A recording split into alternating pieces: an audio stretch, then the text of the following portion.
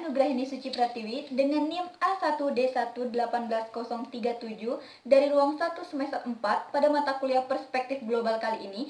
Saya akan menjelaskan atau mempresentasikan mengenai perkembangan iptek bagi berbagai aspek kehidupan menggunakan media seperti ini. Di sini telah ada peta konsep mengenai perkembangan iptek bagi berbagai aspek kehidupan. Yang pertama pada bidang informasi dan komunikasi, yang kedua ekonomi dan industri, yang ketiga sosial dan budaya, yang keempat pendidikan, dan yang kelima politik. Berikut akan saya jelaskan mengenai dampak negatif dan positif dari kelima bidang ini.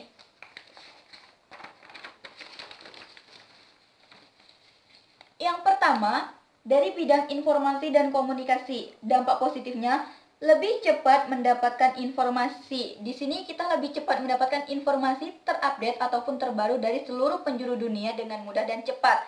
Yang kedua, mampu berkomunikasi dengan semua orang. Artinya kita mampu berkomunikasi dengan semua orang walaupun jaraknya sangat jauh hanya melalui handphone maupun laptop saja. Dampak negatifnya, pemanfaatan jasa komunikasi oleh teroris, kerusakan komputer karena virus, misalnya kita kehilangan file-file maupun data kita yang ada dalam laptop maupun komputer. Selanjutnya, penggunaan informasi dan situs tertentu yang terdapat di internet. Ini digunakan oleh orang-orang yang tidak bertanggung jawab untuk melakukan tindak kriminal, misalnya penipuan. Yang kedua, ekonomi dan industri. Dampak positifnya, pertumbuhan ekonomi semakin tinggi, produktivitas industri semakin meningkat, dan dampak negatifnya itu pengangguran. Di sini pengangguran yang dimaksudkan adalah tenaga kerja yang tidak memiliki kemampuan atau skill sesuai dengan yang dibutuhkan.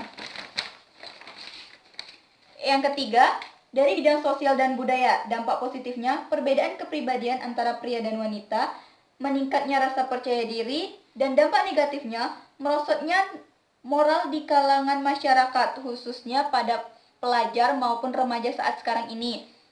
Yang kedua, lunturnya tradisi, misalnya terjadi perkelahian maupun tawuran antar sesama remaja dan antar sesama pelajar yang sering terjadi sekarang ini. Yang ketiga, pola interaksi antar manusia yang berubah. Pada zaman sekarang, manusia berinteraksi hanya menggunakan handphone maupun laptop, tidak melakukan interaksi secara langsung. Mereka lebih suka melakukan interaksi menggunakan laptop maupun handphone karena lebih mudah dan cepat. Yang keempat, bidang pendidikan. Dampak positifnya munculnya media massa yang mampu mempermudah dalam proses pembelajaran. Yang kedua, munculnya metode pembelajaran yang baru. Tentunya juga mempermudah dalam proses pembelajaran dan tidak membosankan. Dampak negatifnya, penyalahgunaan pengetahuan bagi orang-orang tertentu untuk melakukan tindakan kriminal. Dan yang terakhir, dari bidang politik. Timbulnya kelas menengah baru, pertumbuhan teknologi dan ekonomi di kawasan ini akan mendorong munculnya kelas menengah baru.